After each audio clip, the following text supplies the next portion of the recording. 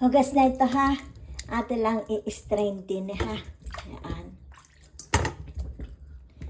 From here to here. So, hiwain na natin ha. Yan, kita nyo, meron akong iba dito. Simple lang ha. Ganyan lang. Okay? Pwedeng pag-apatin pag sobrang laki lang. Okay? Yan. Kagaya nito, malaki. Diba? Yan. So, pwedeng gawin mo pag-apatin mo. Yan ha. So, wag lalagyan tubig ha. So, halimbawa, sabihin na natin kung gusto nyong alisin itong pinakapit, pwede ha.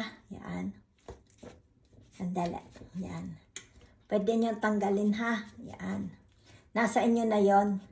Since pagka ganitong maramihan, hindi na po ako nagtatanggal. Kung malalalakihan kayo, pwede nyo i-slice sa 4 ha. Kung malaki ang kamatis. Yan ha. Pwede mong i-slice sa 4. Yan ha. So, nasa inyo yun kung gusto nyo tanggalin. Diba? Okay? Pag maramihan po, hindi ko na tinatanggal. Kung kayo naman ay merong makakatulong sa inyo, di ba? Halimbawa para tanggalin ito, yan ha. Okay? Hindi ko na tinatanggal kasi ako lang naman ang nagtatrabaho eh. Yan ha. Asawa kong taga-tanim. Ako ang taga-lamon. So, ganyan ha. Huwag lalagyan ng tubig. Okay? Tapos tatakpan lang nyo. Yan ha. Tapos ay, ano tawag dito? Babalik ako ha. Yan. Pagka malapit na siyang, pagka yung pwede na siyang tinatawag na pigain. Yan ha.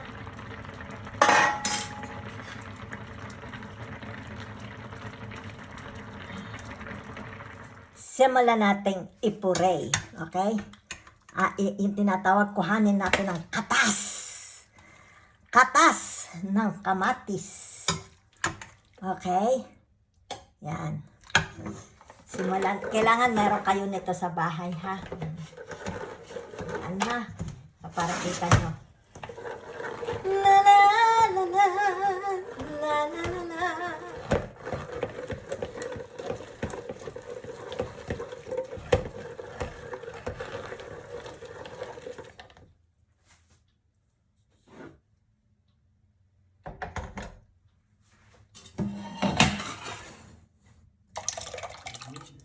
So, nagasan ko na ito. Ubus na ha. Yan. Dito natin lutuin. So, lagay ko na ito. Wala na yan ha. So,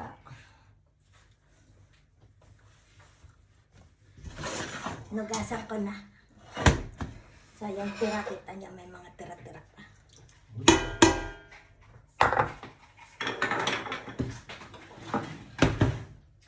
Yan ha.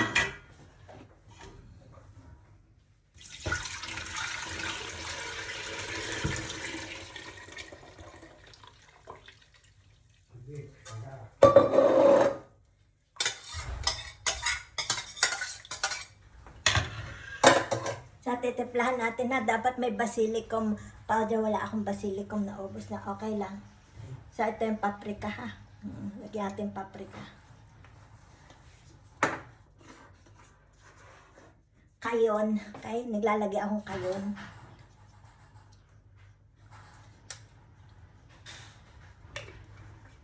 Andalay para kita nyo. Alala. Alala. Nilalagay ko sa loob. Lagyan natin bislok ha. Yung meron akong fresh na bislok doon sa likod. Yan ha. Yan. Lagyan natin coriander ha. Yan.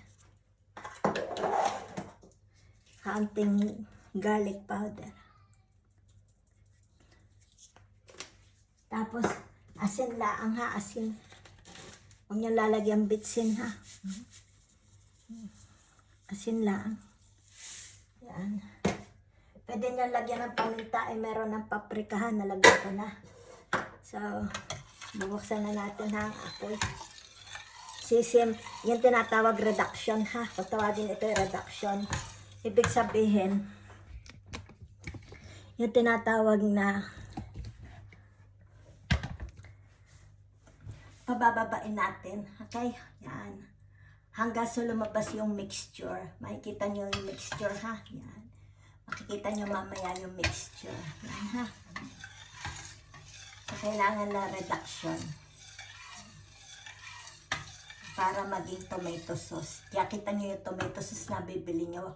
Parang may mga laman-laman, may meat, di ba? Kasi nagkaroon na ng reduction, di ba? Yan, bumaba na, okay? So, lumalabas na lang yung pinaka-meat ng tomatoes. Ayan. So, kita nyo yung reduction, napakalaki, ano? Yan. So, makikita na natin yung meat. Yan, ha? Yan, kita mo ang meat. So, yan na ang tinatawag tomato sauce. Yan, ha? Okay. So, palalamigin ko lang, tapos sasalin ko na sa bote. Yan ha. So, tingnan natin ilang bote. Yan ha. Para sa isang tomato sauce. Kita nyo yung meat, tomato meat, di ba? Yan. Yan ang laman, di ba? So, yan ang hinahanap nating texture sa tomato sauce. Okay? Sasalin na natin ha. Yan, kita nyo ha. Kita nyo. Di ba? Puro meat, ano. Yan. Salin natin din eh.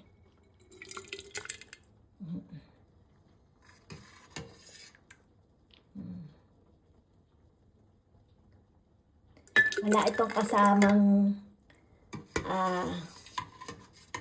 tawag dito yung harina ha. Puro kamatis lang po yan. So, ang tinatawag na pure tomato sauce. So, ready na ito for spaghetti. Okay, yan. Kita nyo pulang-pula, ano. Yan.